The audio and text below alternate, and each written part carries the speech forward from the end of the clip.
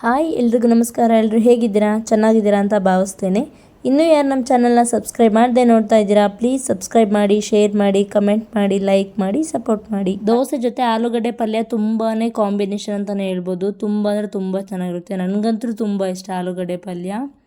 ದೋಸೆ ಒಂದೇ ಅಂತಲೇ ಅಲ್ಲ, ಚಪಾತಿ, ರೊಟ್ಟಿ ಎಲ್ಲದ್ರ ಜೊತೆನೂ ಕಾಂಬಿನೇಷನ್ ಆಗುತ್ತೆ ಈ ಪಲ್ಯ. ನಿಮಗೂ ಕೂಡ ಇಷ್ಟ ಆದರೆ ವಿಡಿಯೋ ಒಂದು ಸಲ ಟ್ರೈ ಮಾಡಿ ನೋಡಿ. ತುಂಬ ಅಂದರೆ ತುಂಬ ಚೆನ್ನಾಗಿರುತ್ತೆ. ಟ್ರೈ ಮಾಡಿದ್ಮೇಲೆ ಟೇಸ್ಟ್ ಹೇಗಿತ್ತು ಅಂತೇಳಿ ಕಮೆಂಟ್ ಮಾಡಿ ಹೇಳಿ. ನಾನೀಗ ಆಲೂಗಡ್ಡೆ ಪಲ್ಯ ರೆಸಿಪಿನ ಸ್ಟಾರ್ಟ್ ಮಾಡ್ತಾಯಿದ್ದೀನಿ. ನಾನು 10-12 ಕರಿಬೇವು ಎಲೆ ತೊಗೊಂಡಿದ್ದೀನಿ. 10-12 ಸಾಕಾಗುತ್ತೆ. ನಾನು ಅರ್ಧ ಕೆಜಿ ಪಲ್ಯ ಮಾಡೋದ್ರಿಂದ ನಾನು ಅದರ ಅಳತೆಗೆ ತೊಗೊಂಡಿದ್ದೀನಿ. 2 ಸ್ಪೂನ್ ಕಡಲೆಬೇಳೆ ತೊಗೊಂಡಿದ್ದೀನಿ. ನಾನು 5-6 ಹಸಿಮೆಣ್ಸಿಕಾಯಿನ ಮೀಡಿಯಮ್ ಸೈಜಲ್ಲಿ ಕಟ್ ಮಾಡಿಟ್ಕೊಂಡಿದ್ದೀನಿ. ಸ್ವಲ್ಪ ಕೊತ್ತಂಬರಿ ಸೊಪ್ಪನ್ನ ಚಿಕ್ಕದಾಗಿ ಕಟ್ ಮಾಡಿಟ್ಕೊಂಡಿದ್ದೀನಿ ಕೊನೆಯಲ್ಲಿ ಹಾಕೋಕ್ಕೆ. ಹಾಗೆ ಒಂದು 4-5 ಮೀಡಿಯಮ್ ಸೈಜ್ ಈರುಳ್ಳಿನೂ ಕೂಡ ಕಟ್ ಮಾಡಿಟ್ಕೊಂಡಿದ್ದೀನಿ. ಈ ಥರ ಉದ್ದುದ್ದದಾಗಿ ಕಟ್ ಮಾಡಿಕೊಂಡ್ರೆ ಸಾಕಾಗುತ್ತೆ. ತುಂಬ ಚಿಕ್ಕದಾಗಿ ಬೇಕು ಅಂದರೂ ನೀವು ಕಟ್ ಮಾಡ್ಕೊಳ್ಬೋದು. ನಾನು ಅರ್ಧ ಕೆಜಿ ಆಲೂಗಡ್ಡೆನ ಬೇಯಿಸ್ಕೊಂಡು ಸಿಪ್ಪೆ ತೆಗೆದು ಇಟ್ಕೊಂಡಿದ್ದೀನಿ ಆಲ್ರೆಡಿ. ಈಗ ನಾನು ಒಂದು ಬಾಣಲಿಯಲ್ಲಿ ಒಂದು 4-5 ಸ್ಪೂನ್ ಎಣ್ಣೆ ಸಾಕಾಗುತ್ತೆ. ಎಣ್ಣೆ ಚೆನ್ನಾಗಿ ಕಾದಿದ ಮೇಲೆ ನಾನು 1 ಸ್ಪೂನ್ ಸಾಸಿವೆನೂ ಕೂಡ ಹಾಕ್ಕೊಳ್ತಾ ಇದ್ದೀನಿ. ಅದು ಹಾಕಿದ ತಕ್ಷಣ ಚಟಪಟ ಅನ್ನಬೇಕು ನೋಡಿ, ಅಂತಿದೆಯಲ್ಲ ಆ ಥರ ಬೇಯಬೇಕು ಬೇಗ. ಆಮೇಲೆ ನಾನು ಕಡಲೆಬೇಳೆ ತೊಗೊಂಡಿದ್ದೆನಲ್ಲ ಅದನ್ನೂ ಕೂಡ ಹಾಕ್ಕೊಳ್ತಾ ಇದ್ದೀನಿ. ಅದೊಂದು ಸ್ವಲ್ಪ ಎಣ್ಣೆ ಕಾದಿರೋದ್ರಿಂದ ನಾನು ಎಲ್ಲ ಬೇಗ ಹಾಕ್ಕೊಳ್ತಾ ಇದ್ದೀನಿ. ಹಸಿಮೆಣ್ಸಿಕಾಯಿ, ಕರಿಬೇವು ಹಾಗೆ ಈರುಳ್ಳಿನೂ ಒಂದೇ ಸಲನೇ ಹಾಕ್ಕೊಳ್ತಾ ಇದ್ದೀನಿ, ಒಂದಾದ್ಮೇಲೆ ಒಂದು. ನೋಡ್ತಿರ್ಬೋದು ಎಣ್ಣೆ ಎಷ್ಟು ಚೆನ್ನಾಗಿ ಕಾದಿದೆ. ಈ ಥರ ಕಾದರೆ ಸಾಕಾಗುತ್ತೆ. ಈಗ ಒಂದು ಸಲ ಮಿಕ್ಸ್ ಮಾಡ್ಕೊಳ್ತೀನಿ ಈರುಳ್ಳಿ ಎಲ್ಲ ಹಾಕ್ಕೊಂಡಾದಮೇಲೆ. ಕಡಲೆಬೇಳೆ ಹಾಕಿದ್ಮೇಲೆ ತುಂಬ ಅದನ್ನ ಫ್ರೈ ಮಾಡೋಕ್ಕೆ ಹೋಗಬೇಡಿ, ತುಂಬ ಸೀದೋಗ್ಬಿಡುತ್ತೆ. ಹಾಗೆ ಮೇಲೆ ಹಾಕ್ಕೊಂಡು ಒಂದು ಸಲ ನಾನು ಮಿಕ್ಸ್ ಮಾಡ್ಕೊಳ್ತಾ ಇದ್ದೀನಿ ನೋಡಿ. ಈರುಳ್ಳಿ ಈಗ ಸ್ವಲ್ಪ ಸಾಫ್ಟ್ ಆಗಬೇಕು. ಸಾಫ್ಟ್ ಆದಮೇಲೆ ಒಂದು ಅರ್ಧ ಚಮಚದಷ್ಟು ನಾನು ಈಗ ಅರಿಶಿನ ಪುಡಿ ಹಾಕ್ಕೊಳ್ತಾ ಇದ್ದೀನಿ. ಅದೊಂದು ಸ್ವಲ್ಪ ಈರುಳ್ಳಿ ಸಾಫ್ಟ್ ಆದಮೇಲೆ ಈಗ ಒಂದು ಸಲ ಮಿಕ್ಸ್ ಮಾಡ್ಕೊಳ್ಳೋಣ. ಅರಿಶಿನ ಪುಡಿ ಹಾಕಿರೋದ್ರಲ್ಲ ಈರುಳ್ಳಿ ಜೊತೆ ಹೊಂದಬೇಕು. ಈರುಳ್ಳಿ ತುಂಬ ಗೋಲ್ಡನ್ ಬ್ರೌನಾಗಿ ಬೇಯಿಸಬೇಕು ಅಂತ ಏನಿಲ್ಲ. ಈರುಳ್ಳಿ ಸ್ವಲ್ಪ ಕ್ರಿಸ್ಪಿಯಾಗಿದ್ರೇ ಆಲೂಗಡ್ಡೆ ಪಲ್ಯಗೆ ತುಂಬ ಅಂದರೆ ತುಂಬ ಚೆನ್ನಾಗಿ ಟೇಸ್ಟ್ ಕೊಡುತ್ತೆ.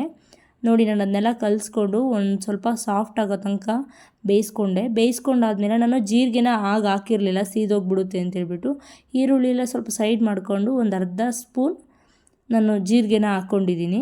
ಅದು ಹಾಕ್ಕೊಂಡ್ಮೇಲೆ ನೋಡ್ತಿರ್ಬೋದು ನೀವು ಎಷ್ಟು ಚೆನ್ನಾಗಿ ಬೆಂದೋಯ್ತು ಅಂತೇಳಿ. ಆ ಥರ ಒಗ್ಗರಣೆ ಹಾಕೋಕ್ಕಿಂತ ಈಗ ಹಾಕಿದ್ರೆ ಚೆನ್ನಾಗೆ. ನೋಡಿ ಅದನ್ನೆಲ್ಲ ಒಂದು ಸಲ ಮಿಕ್ಸ್ ಮಾಡ್ಕೊಳ್ತಿದ್ದೀನಿ. ಜೀರಿಗೆ ಎಲ್ಲ ಈರುಳ್ಳಿ ಜೊತೆ ಹೊಂದಬೇಕು ಅಷ್ಟೊತ್ತಂಗೆ ಮಿಕ್ಸ್ ಮಾಡಿಕೊಂಡು ಒಂದು ಅರ್ಧ ಸ್ಪೂನ್ ಉಪ್ಪು ಹಾಕ್ಕೊಳ್ತಾ ಇದ್ದೀನಿ. ಆಲೂಗಡ್ಡೆ ಬೇಯಿಸುವಾಗಲೇ ನಾನು 1-1.5 ಸ್ಪೂನ್ ಉಪ್ಪು ಹಾಕ್ಕೊಂಡಿದ್ದೆ. ಹಾಗಾಗಿ ನಾನು ಈಗ ಒಂದು ಅರ್ಧ ಸ್ಪೂನ್ ಹಾಕ್ಕೊಳ್ತಾ ಇದ್ದೀನಿ. ಒಂದು ಸಲ ಈ ಥರ ಮಿಕ್ಸ್ ಮಾಡಿಕೊಂಡು ಈಗ ನಾವು ಆಲೂಗಡ್ಡೆ ಹಾಕ್ಕೊಳ್ಳೋಣ. ಆಲೂಗಡ್ಡೆ ತುಂಬ ಸ್ಮ್ಯಾಶ್ ಮಾಡ್ಕೊಬೇಡಿ. ಈ ಥರ ನೋಡಿ ಸ್ವಲ್ಪ ಗಡ್ಡೆ ಥರ ಇರಬೇಕು. ನಾನು ಸ್ವಲ್ಪ ಆಗಲೇ ಸ್ಮ್ಯಾಶ್ ಮಾಡಿ ಇಟ್ಕೊಂಡ್ಬಿಟ್ಟಿದ್ದೆ.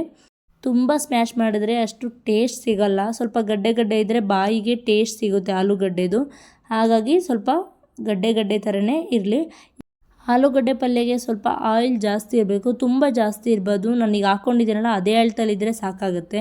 ಈಗ ನಾನು ಈರುಳ್ಳಿ ಜೊತೆ ಹಾಗೆ ಆಲೂಗಡ್ಡೆನೂ ನೀಟಾಗಿ ಮಿಕ್ಸ್ ಮಾಡ್ಕೊಳ್ತಾ ಇದ್ದೀನಿ.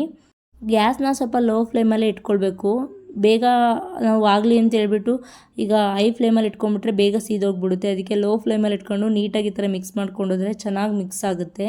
ಈ ಥರ ಮಿಕ್ಸ್ ಆದರೆ ಸಾಕು. ಈಗ ಆಲೂಗಡ್ಡೆ ಪಲ್ಯ ರೆಡಿಯಾಗಿದೆ ನೋಡಿ, ತೋರಿಸ್ತಿದ್ದೀನಿ. ಈ ಥರ ಆದರೆ ಸಾಕಾಗುತ್ತೆ.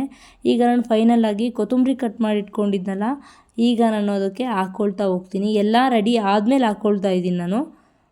ನೋಡ್ತಿರ್ಬೋದು ಎಷ್ಟು ನೀಟಾಗಿ ರೆಡಿಯಾಗಿದೆ. ಈಗ ನಾನು ಕೊತ್ತಂಬರಿನ ಹಾಕ್ಕೊಳ್ತೀನಿ. ಹಾಕ್ಕೊಂಡು ಒಂದು ಸಲ ಮಿಕ್ಸ್ ಮಾಡ್ಕೊಳ್ಬೇಕು ನೀಟಾಗಿ. ಆಲೂಗಡ್ಡೆ ಜೊತೆ ಕೊತ್ತಂಬರಿ ಹಾಕಿರೋದೆಲ್ಲ ಫೈನಲಾಗಿ ಉದುರಿಸ್ಕೊಂಡಾದಾಗ ಕಲಿಸಿದ್ರೆ ತುಂಬ ಅಂದರೆ ತುಂಬ ಚೆನ್ನಾಗಿ ರೆಡಿಯಾಗುತ್ತೆ ಆಲೂಗಡ್ಡೆ ಪಲ್ಯ. ನಾನು ಆಲೂಗಡ್ಡೆ ಪಲ್ಯದಲ್ಲೇ 2-3 ಥರ ಮಾಡ್ತೀನಿ. ಅದರಲ್ಲಿ ಇದು ಒಂದು ಥರದ್ದು. ಇನ್ನೂ ರೆಸಿಪೀಸ್ನ ನಾನು ಶೇರ್ ಮಾಡ್ತಾ ಹೋಗ್ತೀನಿ. ನೀವು ನೋಡ್ತಿರ್ಬೋದು ಕಲರ್ ಆಗಲಿ ಎಲ್ಲ ಎಷ್ಟು ಚೆನ್ನಾಗಿ ಕಾಣ್ತಾ ಇದೆ ಅಂತೇಳಿ. ನಿಮಗೂ ಕೂಡ ಈ ವಿಡಿಯೋ ಇಷ್ಟ ಆಗಿದ್ರೆ ತಪ್ಪದೆ ಒಂದು ಸಲ ಟ್ರೈ ಮಾಡಿ ನೋಡಿ. ತುಂಬ ಅಂದರೆ ತುಂಬ ಚೆನ್ನಾಗಿರುತ್ತೆ. ದೋಸೆ ಮಾಡಿದಾಗ ತಪ್ಪದೆ ಒಂದು ಸಲ ಈ ಪಲ್ಯ ಮಾಡಿ ನೋಡಿ ಎಷ್ಟು ಚೆನ್ನಾಗಿರುತ್ತೆ ಅಂತೇಳಿ.